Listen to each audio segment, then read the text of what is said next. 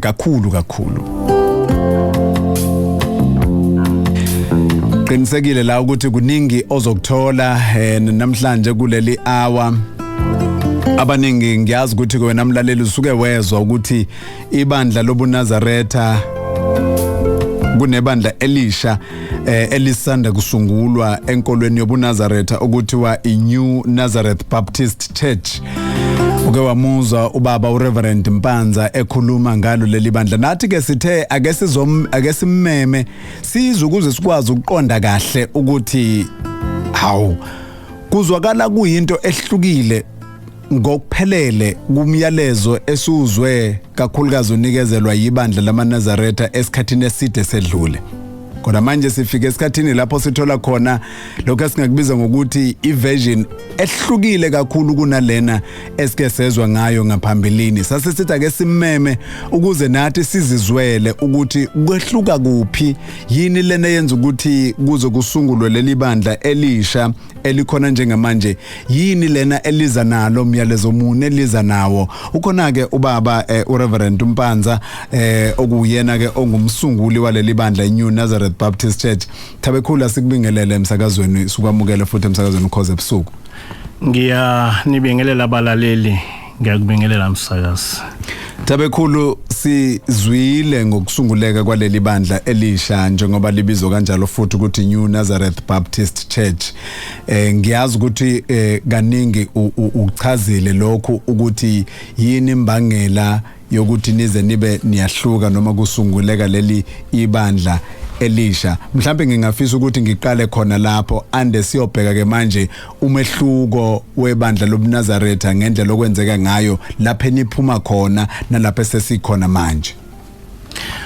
Msakazi, uma ngizokhuluma ngesizathu sokuphuma njengoba ngake ngakusho ekuqaleni, inkinga engibhekane nayo ukuhlukumezeka ebandleni obekungenza ukuthi ngingakwazi ukuthi ngifundise ngendlela engicabanga ngayo ukuthi ubuNazaretha buyibo. Kodwa lokhu kuhlukumezeka kuzange kwaba ukuhlukumezeka okwenziwa ibandla lonke, kwaba njena abantu abathize njena osekuze kwaphela iminyaka ewu7 bengihlukumeza ngendlela eyixakile, okwaze kwacaca ukuthi ekugcineni ngizoyithola ngumuntu nje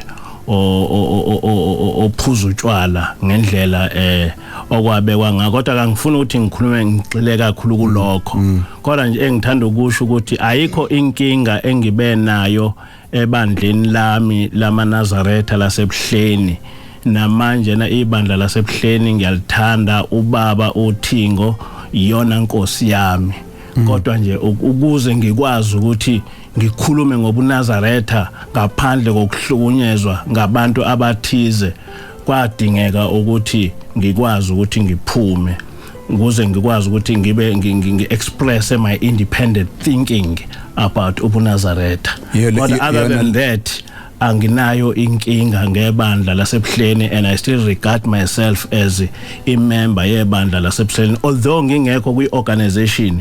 Kodwa ebuholini bebandla lamaNazaretha lasebuhleni ngingaphansi kwalo, ngoba ngaphansi kwababa uThingo yonke isimo sami silapho. Kodwa kwi-organization angikho, I'm independent because of ama internal problems engahlangana nawo.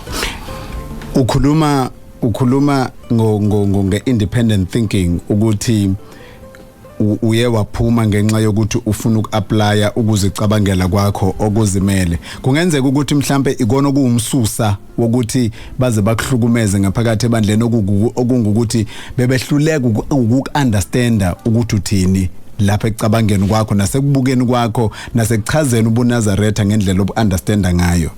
No, ngeke ngisho ngithi bebehluleka. Abantu abaningi abangamaNazaretha bebenganayo inkinga kuzo zonke izinto engizikhulumayo. Kodwa bekungabantu nje bengabathatha ngokuthi bebenomona, other than ukuthi bekukhona into abangayizwa, ngoba ayikho into sengeke ngayifundisa kumaNazaretha abangayazi. Namanje na abamaNazaretha angi-approacha ngezinto eziningi ngoba ngifundisa ngoshembe nobuNazaretha, and yonke into engiyifundisayo iyinto based kuma teachings omprofeti ebase ema teachings oShembe bonke. So ke angizange ngaba nayo inkinga ukuthi khona abantu kuma Nazareth abangazange bangizwa laba babe ngihlukumeza kwakusuka nje emoneni.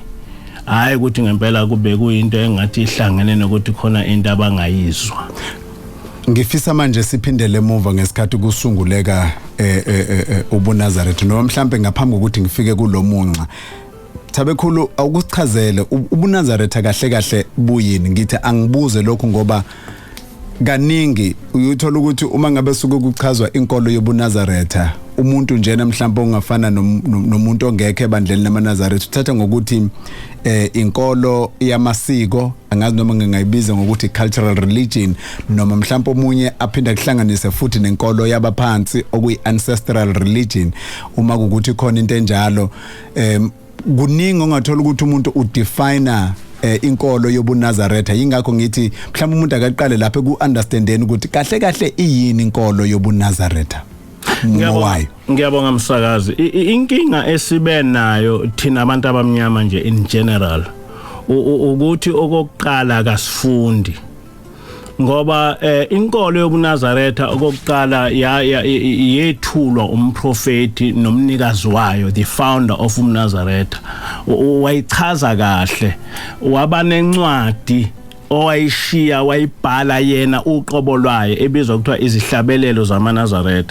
Izihlabelelo zamaNazareth ziyincwadi engayithatha ngokuthi iyiBhayibheli yamaNazareth. Kodwa manje na ke inkinga esifike sabhekana nayo ukuthi amaNazareth uma echaza inkolo akazihluphi ngokuthi eyobheka izimfundiso zomprofeti. Ngenhlanhla ngiwumuntu ozalwe kuleli bandla nabazali bami bazalwa kuleli bandla ngakho ke konke ukushintsha kobuNazareth ukuthi kwakunjena ekuqaleni manje sekunjena into eyenzeke phambi kwami. So ke for example ngizokubeka nje ngithi into yokuqala uma ungase ubuze umNazareth ukuthi umthetho wokuqala wobuNazareth uthini, what is the first commandment yobunazareth yemfundiso kaShembe. I-first commandment nje yelokhuza yemfundiso kaShembe ithini. Uma ungabuza amaNazareth labo ngeke bekwazi ukuphendula le in spite of the fact ukuthi yonke lento ibhalwe encwadini kodwa ngeke bekwazi nje ukuba bekutshela. Uma ungase ubuze ukuthi ama guidelines obuNazareth athini, ama basic principles, ama basic guidelines obuNazareth athini, izinto lezo ngisho ngathatha abantu abangamaNazareth abafundile abangeke bekutshela. So uShembe ngenkathi akha ubuNazareth amaNazareth wawakhela incwadi and le ncwadi lena ibizwa kuthiwa izihlabelelo zamaNazareth. Le ncwadi lena ihlukene izigaba ezine. Isigaba sokuqala isigaba esibizwa ukuthiwa umthandazo wokuvuka. Umthandazo wokuvuka ufundisa ngokubaluleka kokusebenza komuntu oyikholwa. So it's all nje i-theme nje yonke umthandazo wokuvuka is about ukubaleka kokusebenza. Bese kuba khona umthandazo wokulala. Umthandazo wokulala ufundisa ngokuthandaza, ngokubaleka kokuthandaza komuntu oyikholwa ukuthi ukuthandaza kuyini, ukuthandazwa kanjani, yonke leyo nto. Bese kuthi kuba khona umthandazo weSabatha. Umthandazo weSabatha ufundisa ngenkolo yobuNazareth in general. Bese kuba khona izihlabelelo zamaNazareth. Izihlabelelo zamaNazareth zihlanganisa yonke into. So ukuthi ubuNazareth kuyini kufanele ukwazi ukuthi ufunde umthandazo wokuvuka uwazi ukuthi uthini, ufunde umthandazo wokulala uwazi ukuthi uthini, ufunde umthandazo weSabatha, ufunde zonke izihlabelelo eziqanjwe uShembe.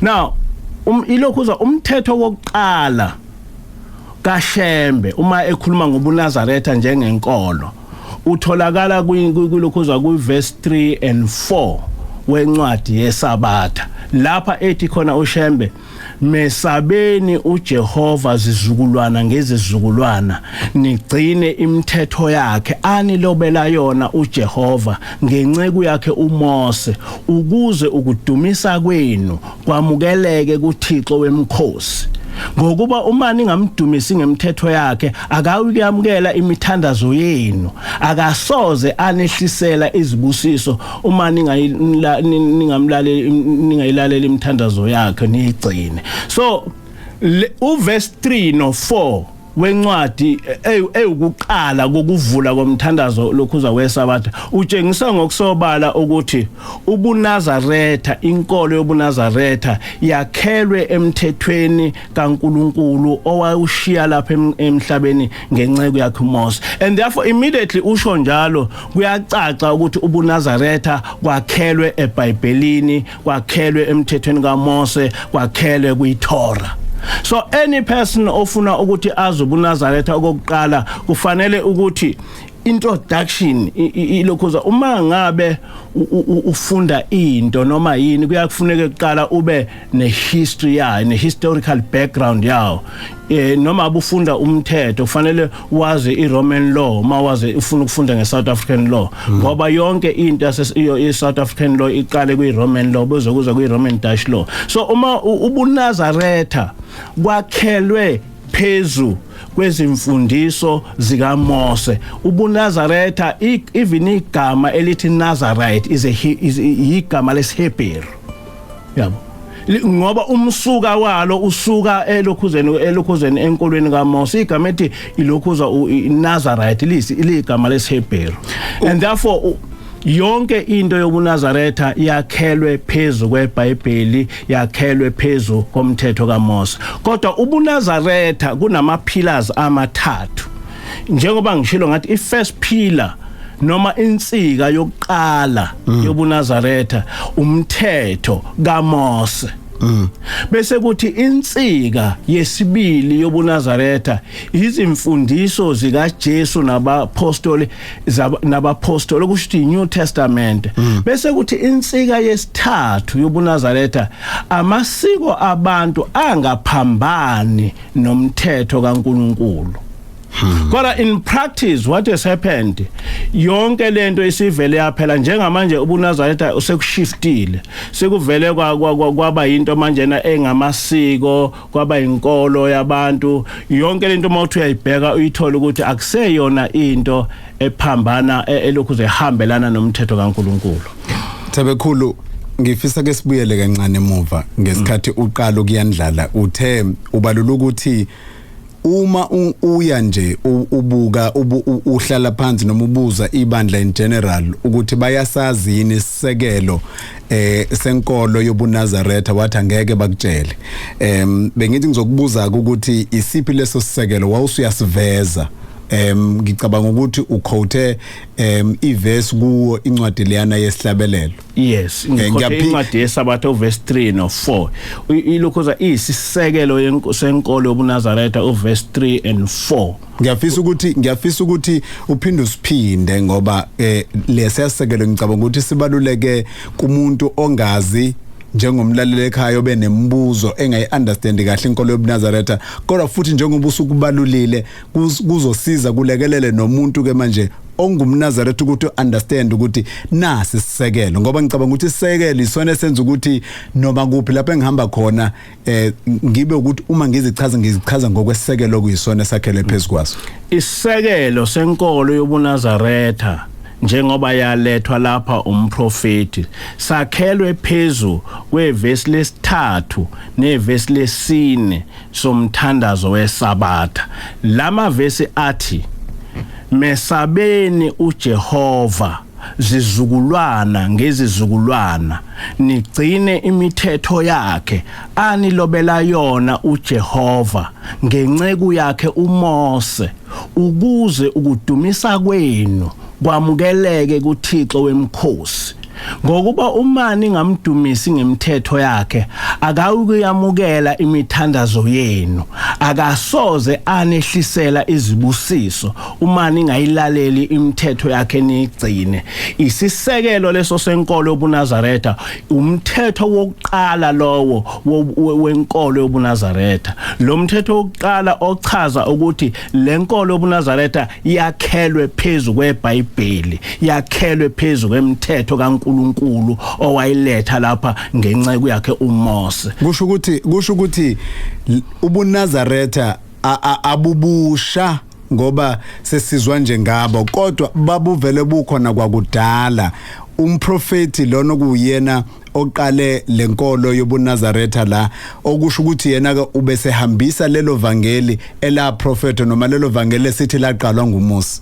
Yes ubuNazaretha akubusha ubuNazaretha kwaqala kuMose uShembe wakudevelopa ubuNazaretha wakupromote wakwenza kwaba inkolo kodwa ekuqaleni ubuNazaretha kwakuyisifungo somuntu ngomuntu kodwa babe baninga abantu ababethatha isifungo sobuNazaretha okwakuyisifungo mhlambe ezothatha mhlambe inyanga ezisithupha kwakuyisifungo esasiyenziwa umuntu ososizini bese ethi malo umuntu ososizini bese ethi ngifuna njengamanje kuba ke ngehlukane nazo zonke izinto ngiphila impilo kaNkuluNkulu njoba uma ubuzwa ukuthi igama elithi Nazareth noma Nazareth elisho ukuthini igama elithi Nazareth ngesingisithi one whose whole life is dedicated to God umuntu impilo yakhe yonke oyibekele uNkulunkulu ubuNazaretha kuubungcwele umuntu owayumNazaretha wayiphila impilo efanayo nempilo yompriest ngamanye amazwi ulokhuzwa umuntu wemNazaretha kwakukhona into ediwe kuye more than umuntu nje okholiwe nje ubuNazaretha kuubungcwele yabo. Okay ubalule futhi eqaleni ukuthi kunama basic principles or ama guiding principles noma imigomo okuyiyona elawula ke manje lesisekelo okade ukhuluma ngaso noma elawula umuntu oyinazaretha kule phezulu kwalesi sisekelo asinikeziwe njengoyikona okungukhiye wokuthi uma ungumNazaretha kufanele wenze kanjeni ukuze ujabulise uNkulunkulu ngoba kanti sekuyavela ukuthi lenkolo yobuNazaretha yakhelwe phezulu kweBhayibheli kodwa futhi kubaluliwe ukuthi mayimjabulise uNkulunkulu uma ingamjabulisa uNkulunkulu imithandazo noma imikhuleko yeNazaretha ayikwamukeleka kuNkulunkulu. Ungakwazi ukusipha lama basic principles noma lemigomo kuyona elawula ukuthi umNazaretha fanele ayiphathe kanjani?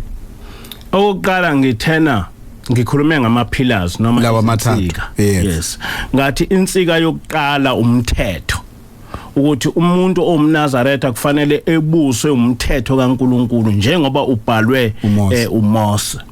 Ngase ngithi okwesibili angithi uMose nabaprofeti because uma ngabe umNazaretha awufundi kuphela izincwadi zikaMose nezabaprofeti bonke bese umuntu omNazaretha ebuswa zimfundiso zikaJesu nabapostoli bese kuthi ilokhuza umNazaretha ebuswe amasiko abantu angaphambani nomthetho kaNkuluNkulu ngamanye amazwi umuntu omNazaretha awusho ukuthi suka uyothatha amasiko akwezinye izizwe kodwa isiko oligcinayo kufanele ubone ukuthi aliphambani nomthetho kaNkuluNkulu njengoba ubekiwe encwadini kaMose.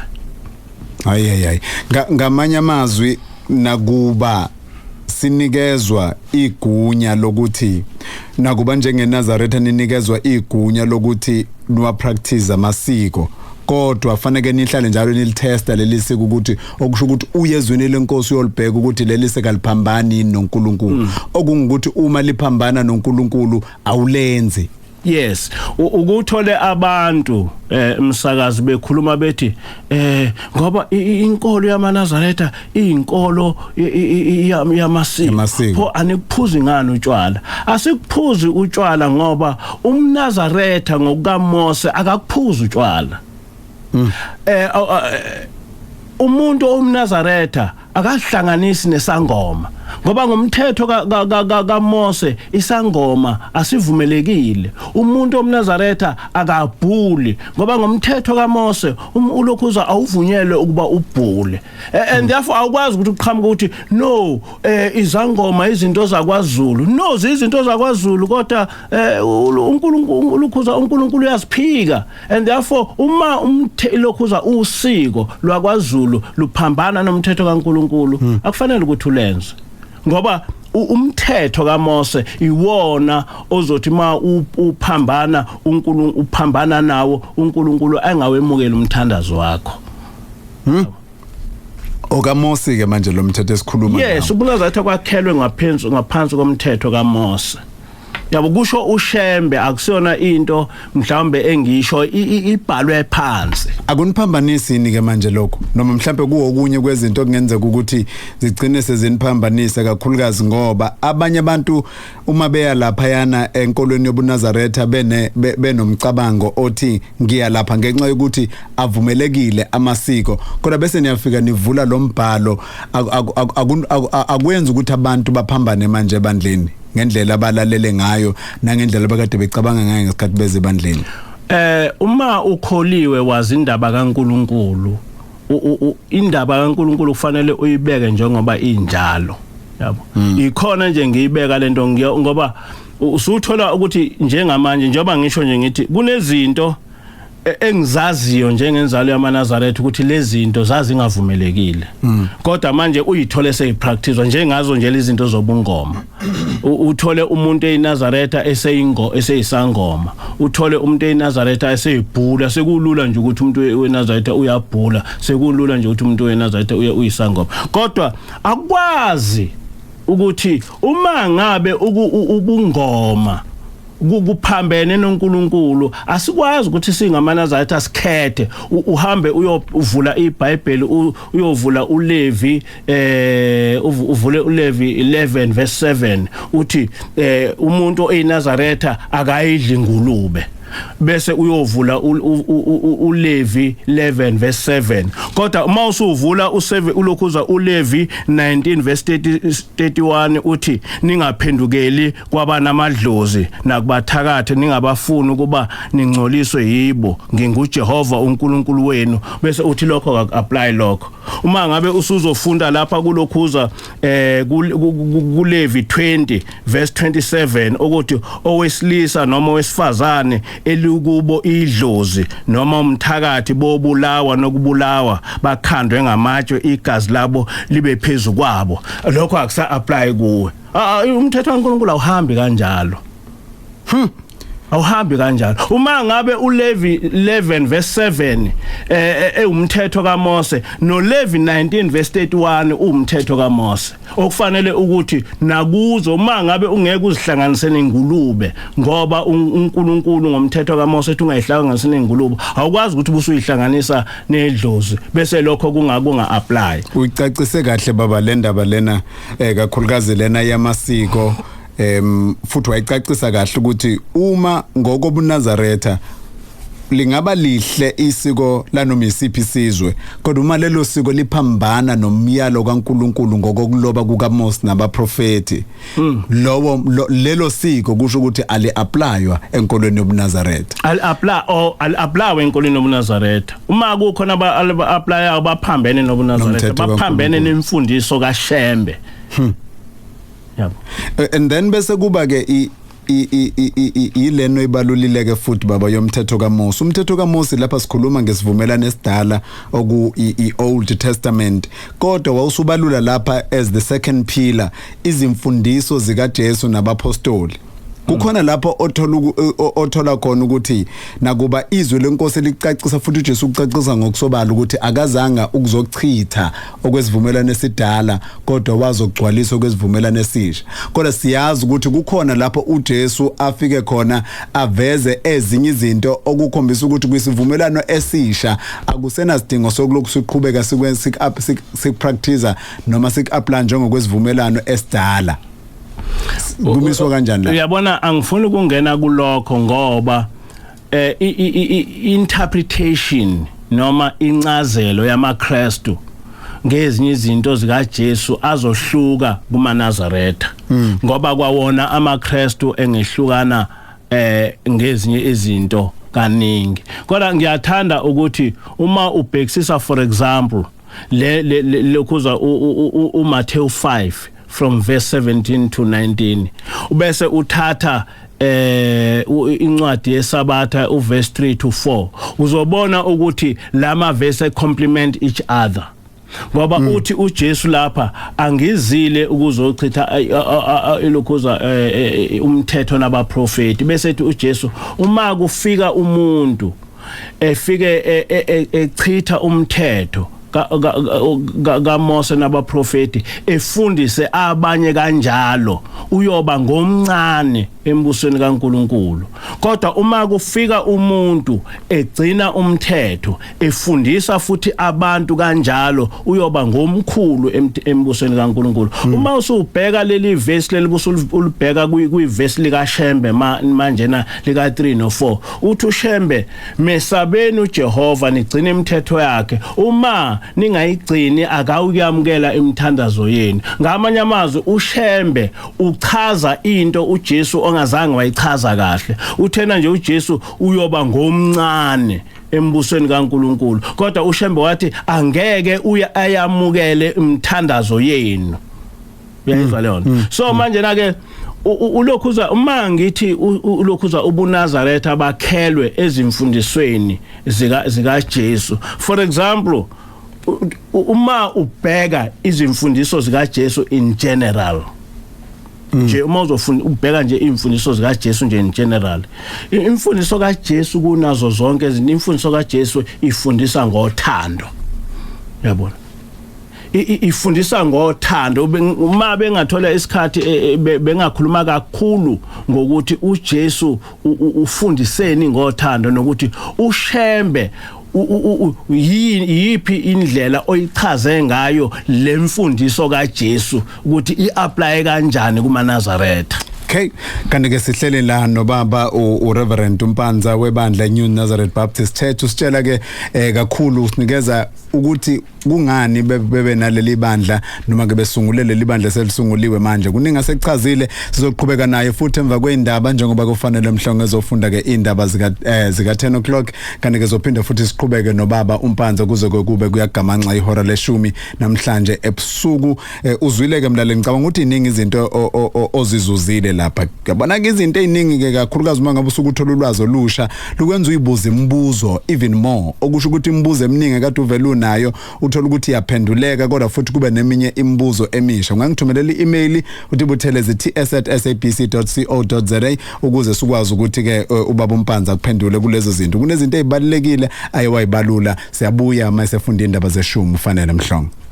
Sibonge kakhulu ke kufanele mhlongo kade ke sifundela indaba zeshumi egoqa zonke zosuku njengoba kulokhu kusile nje namhlanje zenzeka usesigoqeleke zona kanti ke thina ke siyaqhubeka nobaba uMpanza njengoba ke kade ngikutshelile umlaleli ukuthi sikhuluma ngani namhlanje sibhekeke kakhulukazi ukusunguleka kwaleli bandla elisha uchazile ukuthi buyini ubuNazaretha.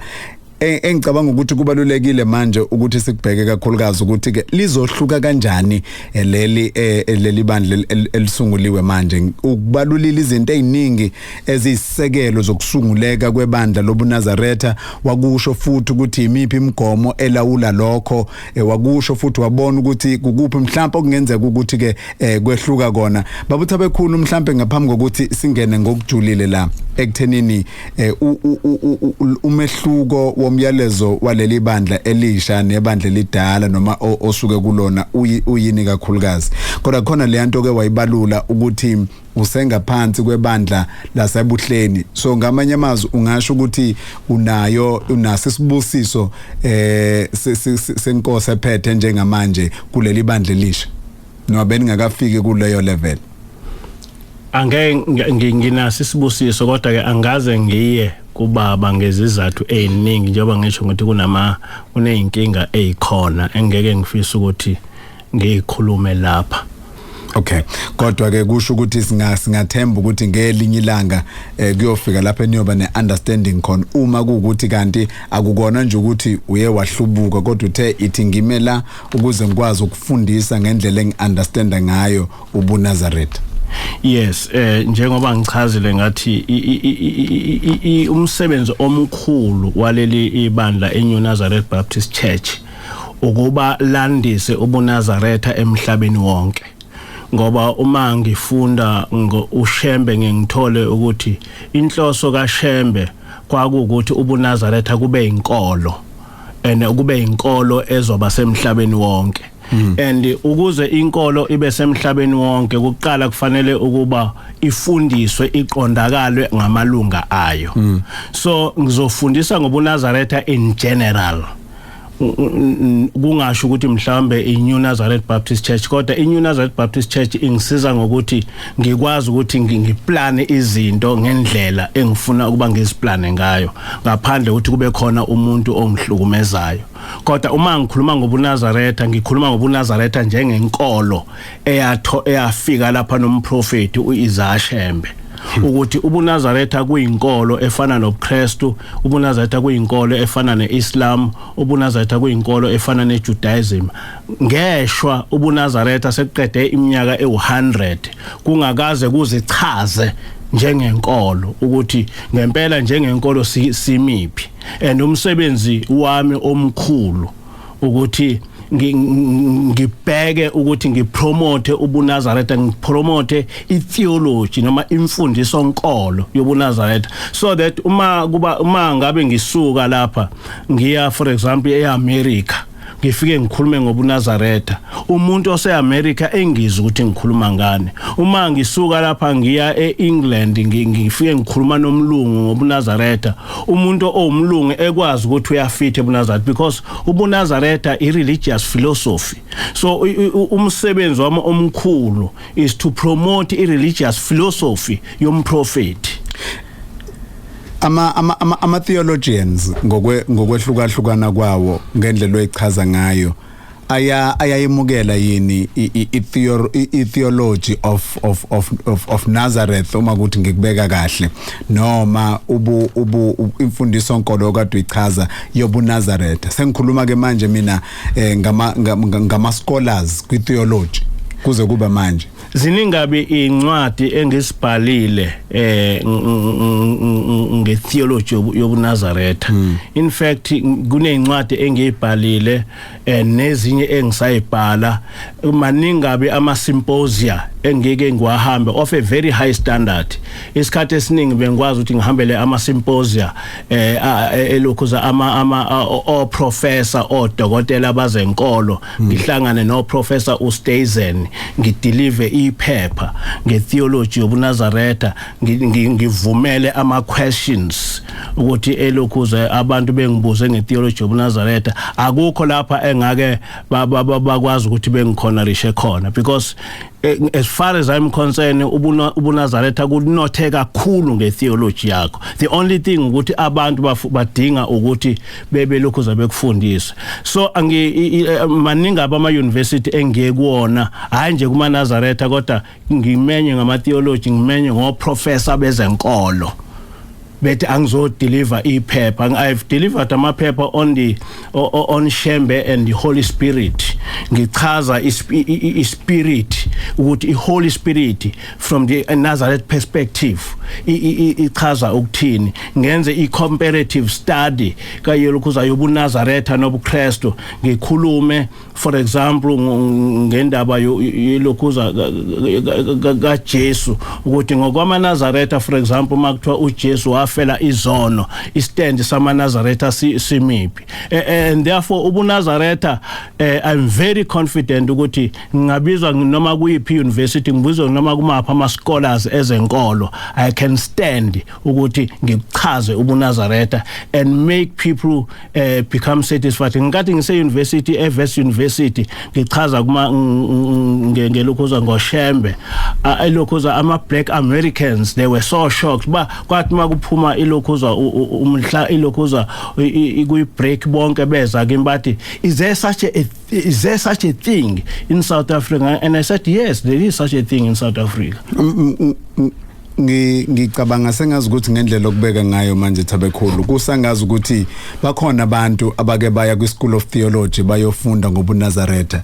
Angazi noma singa confirma yini ukuthi bakhona abantu abanjalo noma wena ufunde itheology general kodwa wawusuyabona wawusuya understand ubuNazaretha within a broader a school of thought le ekhulunywa ngeenkolo ezahlukahlukene wawusuyayibona ifeaturishwa ubuNazaretha noma ikhona isikole School of Theology ekhuluma ngobuNazaretha ngokuze kuba manje ishwa esinalo thina amaNazaretha mhlambe nje ishwa labantu abamnyama ama theologians ama Christian lokhuza theologians amaningi abhalile ngoShembe.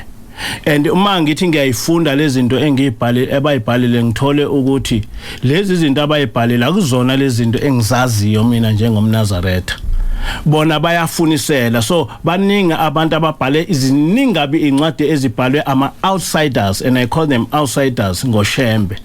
Kodwa mina I'm the only person oy insider obhala ngoShembe to correct ama outsiders about into abasuke beyisho ngoShembe ngoba labantu basuke beyisho ngoShembe kusuke ngayiyo lento engiyaziyo mina and mase ngibhala mina they are convinced because ngibhala ngento engiyaziyo kubhekwe phambili ke manje kuyacaca ukuthi kunesidingo sokuthi itheology yobuNazaretha bayi understand nabantu abazoba abalandelayo kakhulukazi abantu abafuna ukuassume leadership role ebandleni lobuNazaretha.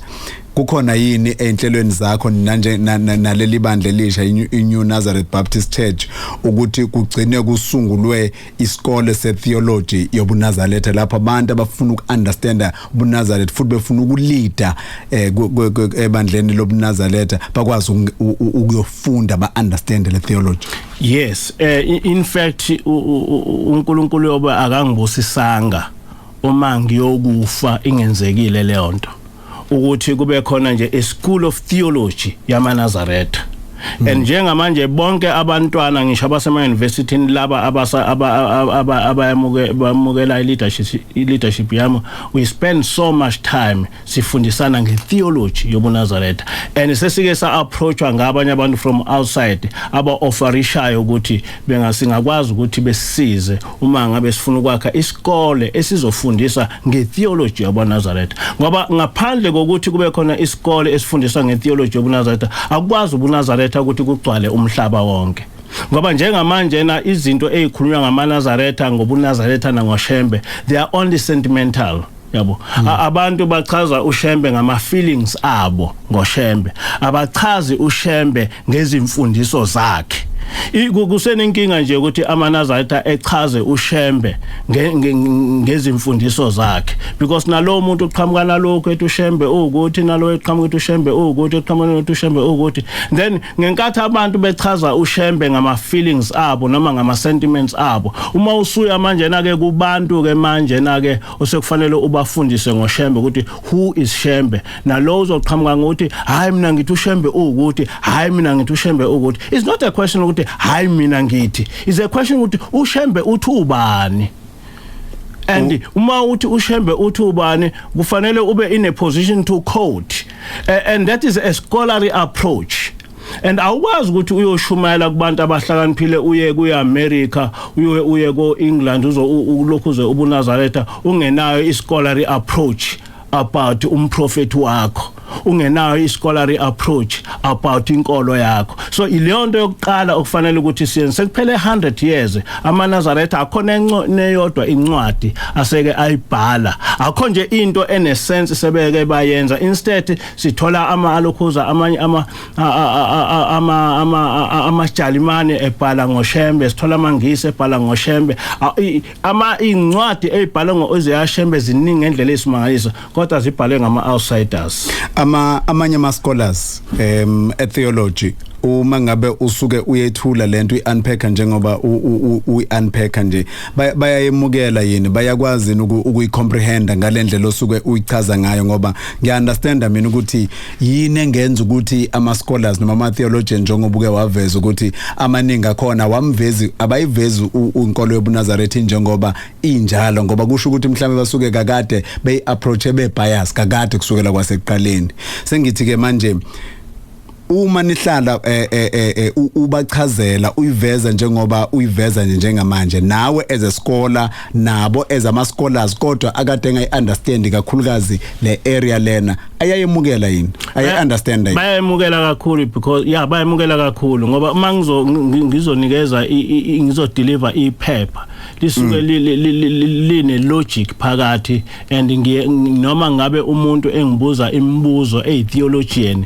ngiyakwazi ukumphendula ngoba ngisuke ngikhuluma ngento engiyaziyo in and out noma ngilele so ama theologians alokhuza ngihlangane kakhulu nabantu inkodwa isikhathi esiningi abelungu ababhale ngoshembe even if bebhala ngoshembe bang approach abengishayele incingo befuna ukuthi ngizobachazela baningi abelungu abanama thesis manje odokotela abanama masters degree ngoshembe bezo approach mina ngibachazela abaningi bebemdefine as ubani bebemdefine kanjani ushembe makuthiwa banikeza njena ama characteristics kaShembe nobuNazaretha bakhe bebembuka njengenkosi ongathatha njengokuthi kuhle kwenkosi yakwaButhelezi uthola ukuthi bamsondeza eduze kwalapho kunokuba umphathiswa wezwe likaNkuluNkulu bebemchaza kanjani usho baphi ke ama outsiders ngisho ama outsiders yes ama outsiders ahlale very bias elokhuza ebhala ngoshembe I remember for example ukuthi ngise eVest University nga corrector omunye uprofessor ngezinto eziningi ngizama kumchazela khona nje lapha for example owayethi uShembe uzenza uJesu and then bese quota for example khona lapha equota khona ethi uShembe ubonakala elokhuza egeza abafundi bakho inyawo elingisa uJesu ngase ngithi mina uyazi ngiyadabuka uma ngabe umuntu oprofessor ekhuluma into eumbhedo kanje ngoba uJesu ngenkathi egeza abafundi bakhe inyawo wathi lokhu ngikwenza njengothisha ukuthi nani nikupractice manje ngathi mina ngiyaxakeka uma uShembe sekupractice ubusuthi wena uyalingisa uma uShembe evula umuntu amehlo bese bethi ulingisa uJesu ungamlingisa kanjani uJesu ngokuvula umuntu amehlo uyabo so i-approach yabo is always very biased. Okay. So those are the things ezengikhalisa ukuthi abantu abangamaNazaretha bayekela abantu abangazilutho ngobuNazaretha ukuthi bekhulume izinto ngempela ezingayakhi sense. Mlalele ekhaya kanti ke isikhathi ngo-10:18 ishumi nesishiyagalombili imzuzu utshayela ihora leshumi namhlanje ebusuku sikhuluma nobaba uReverend Mpanza sikhuluma ke ngenkolo yobuNazaretha kanti ke uqhamuka kuleli bandla elisanda kusungulwa eliqhamuka ke khona lapha ebandleni lamaNazaretha iNew Nazareth Baptist Church.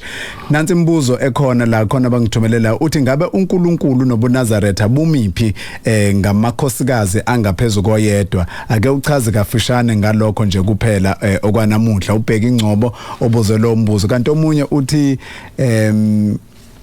molo Mr Buthelezi kanye noThabekhulu umbuzo wami uthi why kungabaswa umlilo ngemgqibelo omunye ngabe kuyiqiniso yini ukuthi uShembe wake wazama ukundiza okay I don't think singakwazi ukuphendula lona ngoba si specific empeleni into esikhuluma ngayo namhlanje omunye uthi why uMr Mpanza angachazanga ngobuNazaretha ephakathi ebandleni but I decide ukusungula elinye ibandla uHandsome Xolani Buthelezi mhlambe ake sibuke lena lembuzo sayibuzile lena baba Thabekhulu kakhulukazi lona okhuluma ngokuthi amakhosikazi angaphezulu koyedwa ukuthi wena uthini mhlambe nebandla lakho noma inkolo yobuNazaretha ngokomthetho wayo ithini ngamakhosikazi angaphezulu koyedwa okwesibili ilona othi kungani ungazange uyikhulume lento ngaphakathi uzodecide ukusungula elinye ibandla I think uchazile lokho Tabekhulu kulona eqaleni nje kodwa leyana ke yamakhosikazi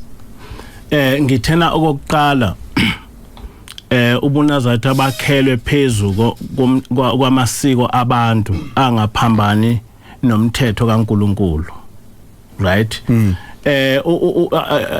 amakhosikazi amaningi akusiwona umthetho kaNkuluNkulu amasiko abantu kodwa ukuze uthi abantu abangabanawo amakhosikazi amaningi kufanele ukuthi ukhothe umthetho kaMose othi kuyisono ukuba namakhosikazi amaningi so ngamanye amazwi iview yaleli bandla lisha ukuthi kuyisono kuba namakhosikazi amaningi no uma ukuzokhotha ukuthi kuyisono yes kodwa angaze ngikuthole ukuthi khona lapha kuyilokhuza emthethweni kaMose ukuthi kuyisono ukuba namakhosikazi amaningi kodwa all the same even ukuba namakhosikazi amaningi akusiyona imfundiso obuNazaretha kwakhona ke ngoba ngicabanga ukuthi uPaul ngicabanga ukuthi kule phila yesibili Tabekhulu lena imfundiso zika Jesu nabapostoli ngicabanga ukuthi uyakubalula uPaul lapha yana ukuthi umuntu ofuna ukuba umbonisi makabe umuntu omfazi munye uyazi uma uzokhuluma lokho shenge ngike ngakukhuluma esontweni ngathi mina kuye kungimangalise ngoba uShembe ukubhala specifically kule ncwadi ekubizwa kuthiwa incwadi yemncwabo ayazi amaNazaretha ukuthi khona incwadi ekuthiwa incwadi yomncwabo le ncwadi lena kaShembe noShembe usho njalo uthi umuntu mayombonisi wezwi likaNkuluNkulu akabe nomfazi oyedwa kodwa amaNazaretha akayifundi leyo ncwadi hey madoda manje amaNazaretha ngayithatha le ncwadi ethi lokhuza le ncwadi lena ethi ebhala ukuthi umncwabo uShembe wakusho uShembe uthi umuntu owumfundisi akabe nomfazi oyedwa kubhalwe phansi kodwa amangaze ngizwe amaNazaretha ekhuluma ngalokho kodwa uShembe ukubhale phansi ukuthi uma umuntu engumphathi wezwi likaNkuluNkulu abe nonkosikazi oyedwa kodwa that thing ihlala encwadini has never been spoken about ayikaze idebate ngamanye amazwi engizama ukuchaza ngoba ngifuna ukuthi iqiniso nje ngilimise into eshiwo uNkulunkulu nento eshiwo uShembe ilokhuza angeke ngifundise ngokuthi umuntu angeke ebe nonkosikazi oyedwa ngoba uma ngizofundisa ngalokho kufanele ukuthi ngikhothe kumthetho kaMose ukuthi umthetho kaMose uthi kodwa lokhuza uShembe ufundisile ngokuthi umuntu uma ewumfundisi engabanawo amakhosikazi amaningi and kodwa awukuzwa lokho amaNazaretha ekukhuluma ngicabanga ukuthi enye into ebalulekile la kakhulukazi umlaleli afuna ukuyibheka la ingenxa yokuthi kaningi sizwe ukuhlangana kwenkolo yobuNazaretha nezinto ezenzeka kakhulu njengamasiko ezizwe ngezizwe kakhulukazi ke isiko laseAfrica lokuthola khona ukuthi umuntu namakhosikazi amaningi ahlukahlukene kodwa kuyakuveza futhi ukuthi akukho lapho kucace kahle khona ukuthi kukuphi lapho kuthiwa khona yes or no encwadini kaMose sikuthola kodwa encwadini lapho kukhuluma khona uPaul kodwa ngicabanga ukuthi singama ke babuThabekhulu kuleli lokuthi uma umqali wobuNazaretha okunguShembe ekubalula ukuthi umuntu ofuna ukuba umbolisi makabe umfazi munye kusho ukuthi ke kungenzeka ukuthi ukubhayisa kwimfundiso kaJesu nabapostoli mhlambe that's why ngithena ubuNazaretha bakhiwe kuphela ngaphansi kwemthetho kaMose kwakhiwe futhi ngaphansi kwezimfundiso zikaJesu nabapostoli umprofeti walikhotha lonke iBhayibheli okay asiphethe Tabekhulu la ngokuthi sibheke ukuthi kahle amakhosi akwaShembe mangaki noma mhlambe bonkulunkulu bakwaShembe bangaki sikusho lokhu ngenxa yokuthi ugcina ungazi noma umuntu ongunkulunkulu la uShembe noma uNkulunkulu ngiyacabanga ukuthi uzothi Tabekhulu uyichazile lento from the beginning ukuthi lento yakhelwe phezulu komthetho kaNkulunkulu ocacile but kaningi sesithola ukuthi ugcina suba confused abantu sibamemela kuShembe than ukubasusa sidlule kuShembe siye kuNkulunkulu. Uthola ukuthi siqhakambisa yena kakhulukazi ukuthi wenze ukuthi wenza ukuthi sigcina singamuzi uNkulunkulu evela ukuthi wenza ukuthi uNkulunkulu wenza ukuthi siza umuntu ukuthi wenza ukuthi. Uyabona Shenge uma uzofunda incwadi kaShembe le ebizwa kuthiwa izihlabelelo zamaNazaretha, igama elithi Jehova uShembe uliphindeka 9 times emthandazweni wokuvuka, waliphinda ka 14 times emthandazweni wokulala, waliphinda 19 times emthandazweni weSabatha. Encwadini yonke igama elithi Jehova liphindwe ka 84 times. Ngisho ezindlini zamaNazaretha uShembe wafundisa ukuthi akawubhala ukuthi dumisana uJehova. So ke ngenye yezinto ethanda ukuthi idide ngoba okuyinkinga amaNazaretha amayithi uShembe uNkulunkulu ayakusho lokhu ngaphandle kokucabanga ukuthi lokhu akukhulumayo kubadida kangakanani abantu kunokuthi kubachazele. Eninkinga enkulu ke kulokho ukuthi njengoba sekuqhamuka abaholi abaningi njena abantu baqala sebebuza ukuthi ingempela oNkulunkulu kwaShembe bangake. Whereas uShembe akakaze efundisa ukuthi uNkulunkulu. uShembe wafundisa ukuthi umprofeti kaNkulunkulu. uShembe wafundisa ukuthi uyinceku kaNkulunkulu. Uma ungathatha nje ihlabelelo sonke nezimfundiso zikaShembe ngisheshumayela, uShembe wayesichaza ukuthi umprofeti kaNkulunkulu, uyinceku kaNkulunkulu. Akakaze esho ukuthi uNkulunkulu. Ngakho ke akuyona into eyokuhlakanipha ukuthi uma ufundisa ngoShembe ufundise ngemizwa yakho. Kufanele ukuthi uma ufundisa ngoShembe ufundise ngezimfundiso zakhe, ukuthi yena uthe mangabe efundisa wasichaza ngokuthi ubani. Ngoba into amaNazaretha kofanele ukuthi eyifunde ukuthi uma ngabe uzofunda inkolo, mangithatha iJudaism inkolo esebenzisa iTorah. AmaJuda yonke incazelo yenkolo yawo ayithatha kwinkolo eyimfundisweni kaMose iTorah. AmaKristu yonke inkolo yawo ayithatha eyimfundisweni zikaJesu iTestament Elisha. Uma uthatha amaMuslims inkolo yabo bayichaza beyithatha bequota ilokhuza iQuran.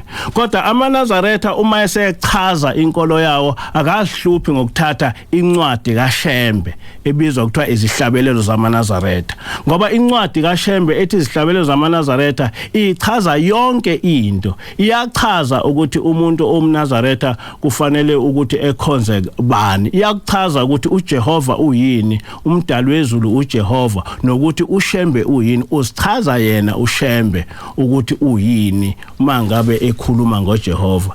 Ngaleyo ndlela ke ukuphendula umbuzo ukuthi bangaki oNkulunkulu ebandleni lamaNazaretha. uNkulunkulu munye ebandleni lamaNazaretha ngokufundisa kaMprofeti, umunye igama lakhe nguJehova.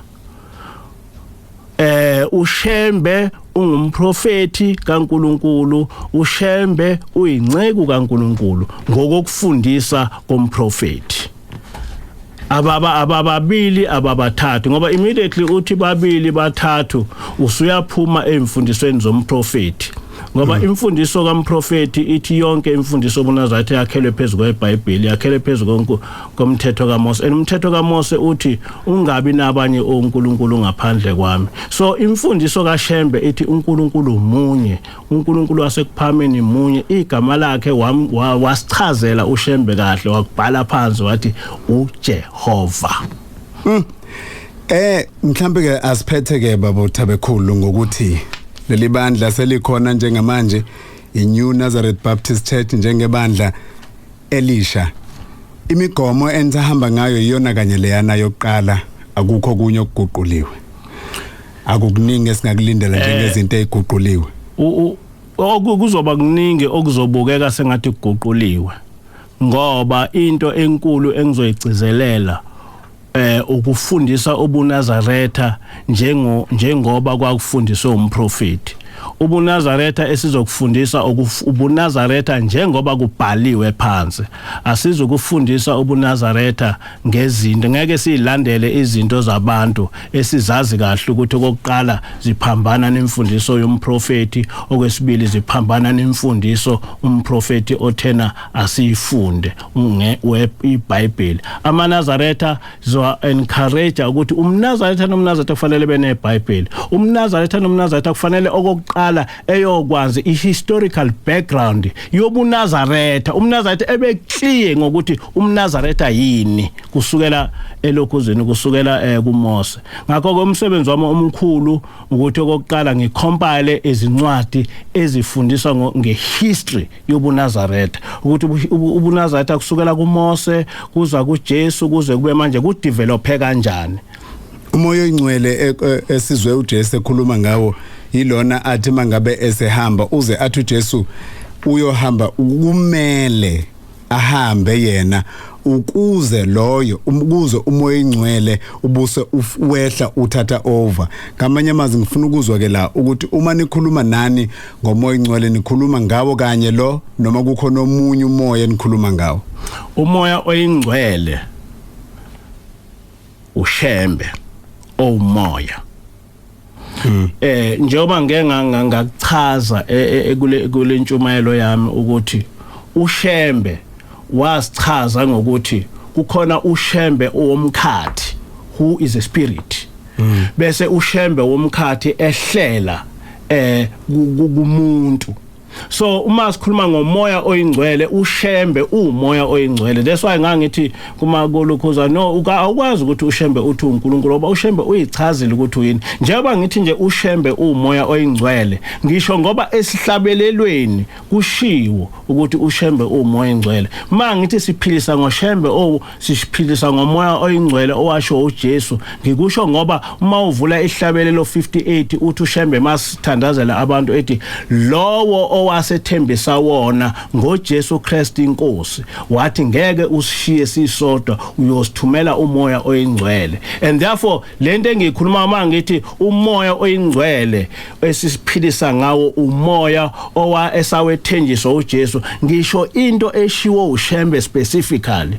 Uma ngithi ushembe umoya umduduze ngisho ngoba kusho yena, ngoba mawufuna ufunda isihlabelelo 139 sithi ufikile umthokozisi. And uJesu ukhuluma ngomthokozisi. So uma ethi ushembe ufikile umthokozisi uchaza ushembe ukuthi ushembe umthokozisi, ushembe umoya oyingcwele noma ewumuntu. Ngakuchaza ke kabanzi lokho kuyilokho kuyi subject in itself ukuthi why sithi ushembe umoya oyingcwele. Njengesikole babumpanza sizokubona kungekudala uvula izinkundla ze debate ngoba ngicabanga ukuthi njengoba kukusha lokho endlebeni zabantu abaningi kuyi subject of debate. Yes. I'm prepared to argue ukuthi ushembe umoya oyingcwele scholarly. I can engage in a scholarly debate on that issue. Baba siyabonga kakhulu ukuthi usiphi isikhathi sakho uzosichazela. Ngeke sakwazi ukuyiqeda yonke namhlanje, kodwa ke engingakusho ukuthi ngaphezulu kokuthi umuntu uyazi ngobuNazaretha, kodwa into engicabanga ukuthi iye yaqhama kakhulu namhlanje ilena yokuthi kusho ukuthi kanti sonke sibe ignorant, kodwa kuqala kuloqobo lwali ibandla lamaNazaretha futhi njengoba ushilo ukuthi le ignorance iveli phakathi nasebandleni. Ingakho kukhulunywa izinto egcina uthola ukuthi mhlambe azinayo substance ekwenza ukuthi uunderstand ngempela ukuthi ubuyini ubuNazaretha. Kodwa le ncazelo sinikeze yona namhlanje iphosa inselelo kakhulukazi kuma scholars ukuthi ayibuze imibuzo ngalezi zinto kade uyichaza. Ukhulumile eqaleni ukhuluma ngecomparative study owayenza.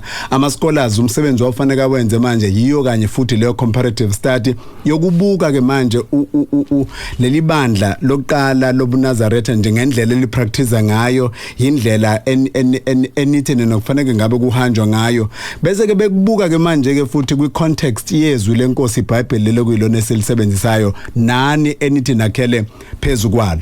Bese kuzothi ke ngaphezulu kwalabo ke kuwena mlalele ekhaya kubalulekile ukuthi nawe zibuze, funda ufune izinto ezizokunikeza ulwazi ngalezi zinto ukuze ukwazi ukuzazi nawe. Ubaba ke uMpanzi ushilo ukuthi kunencwadi ayibhalile ngofisa nami nje baba ukuthi ngiphinde ngithole ngiyifunde mhlambe siyophinda futhi sithole ithuba lokuphinda uma sesibonile nencwadi sesikwazi ukuthi umuntu esene substance angakwazi ukuthi akubuze sesazi izinto eziningi ngaphezulu kwalokho sichazele khona namhlanje. Ngiyabonga. Siyabonga kakhulu baba Thabekhulu. Okay. Bekubaba ke Reverend Panza webandla iNew Nazareth Baptist Church kade sinikeza namhlanje. Bona ke ziningi izinto engifundile mina namhlanje nekade ngilokhu ngicabanga nami ngingazazi kodwa ke cha kuye kwambuleka ukuthi hayi kanti uma ukhuluma ngomNazaretha ukhuluma ngento ekanje. Ngithemba ukuthi ke nawe uye wathokoza kakhulu umlaleli wakwazi ukuthi uwondle ingqondo yakho wakwazi ukuthi uyinikeze ulwazi olungaphezulu kwalolo kade unalo.